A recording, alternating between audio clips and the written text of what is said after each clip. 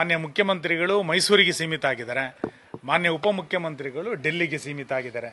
ರಾಜ್ಯದ ಆಡಳಿತವನ್ನು ಇಡೀ ಮಂತ್ರಿಮಂಡಲ ಇವತ್ತು ಕುಸಿದು ಬಿದ್ದಿರೋದನ್ನು ನಾವು ಇವತ್ತು ಕಾಣ್ತಾ ಇದ್ದೇವೆ. ಇಂಥ ಸಂದರ್ಭದಲ್ಲಿ ನಾನು ಬೆಳಿಗ್ಗೆ ಸನ್ಮಾನ್ಯ ಅಶೋಕ್ ಅವರ ಜೊತೆಗೆ ನಮ್ಮ ನಾಯಕರ ಜೊತೆಗೆ ನಾನು ಮಾತುಕತೆಯನ್ನು ಮಾಡ್ತಾ ಇದ್ದೆ.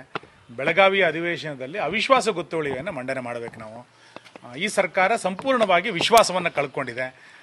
ಮುಖ್ಯಮಂತ್ರಿಗಳ ಬಗ್ಗೆ ಉಪಮುಖ್ಯಮಂತ್ರಿಗಳಿಗೆ ವಿಶ್ವಾಸ ಇಲ್ಲ, ಉಪಮುಖ್ಯಮಂತ್ರಿಗಳ ಬಗ್ಗೆ ಮುಖ್ಯಮಂತ್ರಿಗಳಿಗೆ ವಿಶ್ವಾಸ ಇಲ್ಲ, ಮಂತ್ರಿಮಂಡಲದ ಸದಸ್ಯರಿಗೆ ಮುಖ್ಯಮಂತ್ರಿಗಳ ಬಗ್ಗೆ ವಿಶ್ವಾಸ ಇಲ್ಲ, ಸ್ವತಃ ಶಾಸಕರುಗಳಿಗೆ ಮುಖ್ಯಮಂತ್ರಿಗಳ ಬಗ್ಗೆ ವಿಶ್ವಾಸ ಇಲ್ಲ. ಇನ್ನು ರಾಜ್ಯದ ಆಡಳಿತವನ್ನು ಇವತ್ತು ಸಂಪೂರ್ಣವಾಗಿ ಮರೆತಿರುವಂಥ ಯಾವ ರಂಗದಲ್ಲೂ ಕೂಡ ಈ ಸರ್ಕಾರ ವಿಶ್ವಾಸ ಗಳಿಸೋದ್ರಲ್ಲಿ ಸಂಪೂರ್ಣವಾಗಿ ವಿಫಲ ಆಗಿದೆ. ಈ ಹಿನ್ನೆಲೆಯಲ್ಲಿ ಈ ಸರ್ಕಾರದ ಬಗ್ಗೆ ವಿಶ್ವಾಸ ಮತವನ್ನು ನಾವು ಕೇಳಬೇಕು, ಅವಿಶ್ವಾಸ ಗೊತ್ತುವಳಿಯನ್ನು ಮಂಡನೆ ಮಾಡಬೇಕು ಅನ್ನುವಂಥದ್ದನ್ನು ನಾನು ಮಾನ್ಯ ಅಶೋಕ್ ಅವ್ರ ಜೊತೆಗೆ ಇವತ್ತು ಚರ್ಚೆಯನ್ನು ಮಾಡಿದ್ದೇವೆ. ನಮ್ಮ NDA ಪಾರ್ಟ್ನರ್ ಜೊತೆಗೆ ಮಾತುಕತೆಯನ್ನು ಮಾಡಿ, ಹಿರಿಯರ ಜೊತೆಗೆ ಮಾತುಕತೆಯನ್ನು ಮಾಡಿ ಇದನ್ನು ತೆಗೆದುಕೊಂಡು ಹೋಗಬೇಕು ಬೆಳಗಾವಿ ಅಧಿವೇಶನದಲ್ಲಿ ಅನ್ನೋದನ್ನು ಚರ್ಚೆ ಮಾಡ್ತೀವಿ ಅಂತ ಹೇಳಿದ್ದಾರೆ.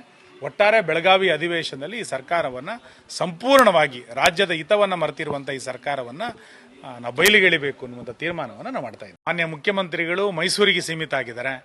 ಮಾನ್ಯ ಉಪಮುಖ್ಯಮಂತ್ರಿಗಳು ಡೆಲ್ಲಿಗೆ ಸೀಮಿತ ಆಗಿದ್ದಾರೆ. ರಾಜ್ಯದ ಆಡಳಿತವನ್ನು ಇಡೀ ಮಂತ್ರಿಮಂಡಲ ಇವತ್ತು ಕುಸಿದು ಬಿದ್ದಿರೋದನ್ನು ನಾವು ಇವತ್ತು ಕಾಣ್ತಾ ಇದ್ದೇವೆ. ಇಂಥ ಸಂದರ್ಭದಲ್ಲಿ ನಾನು ಬೆಳಿಗ್ಗೆ ಸನ್ಮಾನ್ಯ ಅಶೋಕ್ ಅವರ ಜೊತೆಗೆ ನಮ್ಮ ನಾಯಕರ ಜೊತೆಗೆ ನಾನು ಮಾತುಕತೆಯನ್ನು ಮಾಡ್ತಾ ಇದ್ದೆ. ಬೆಳಗಾವಿ ಅಧಿವೇಶನದಲ್ಲಿ ಅವಿಶ್ವಾಸ ಗೊತ್ತುವಳಿಯನ್ನು ಮಂಡನೆ ಮಾಡಬೇಕು. ನಾವು ಈ ಸರ್ಕಾರ ಸಂಪೂರ್ಣವಾಗಿ ವಿಶ್ವಾಸವನ್ನು ಕಳ್ಕೊಂಡಿದೆ. ಮುಖ್ಯಮಂತ್ರಿಗಳ ಬಗ್ಗೆ ಉಪಮುಖ್ಯಮಂತ್ರಿಗಳಿಗೆ ವಿಶ್ವಾಸ ಇಲ್ಲ, ಉಪಮುಖ್ಯಮಂತ್ರಿಗಳ ಬಗ್ಗೆ ಮುಖ್ಯಮಂತ್ರಿಗಳಿಗೆ ವಿಶ್ವಾಸ ಇಲ್ಲ, ಮಂತ್ರಿಮಂಡಲದ ಸದಸ್ಯರಿಗೆ ಮುಖ್ಯಮಂತ್ರಿಗಳ ಬಗ್ಗೆ ವಿಶ್ವಾಸ ಇಲ್ಲ, ಸ್ವತಃ ಶಾಸಕರುಗಳಿಗೆ ಮುಖ್ಯಮಂತ್ರಿಗಳ ಬಗ್ಗೆ ವಿಶ್ವಾಸ ಇಲ್ಲ.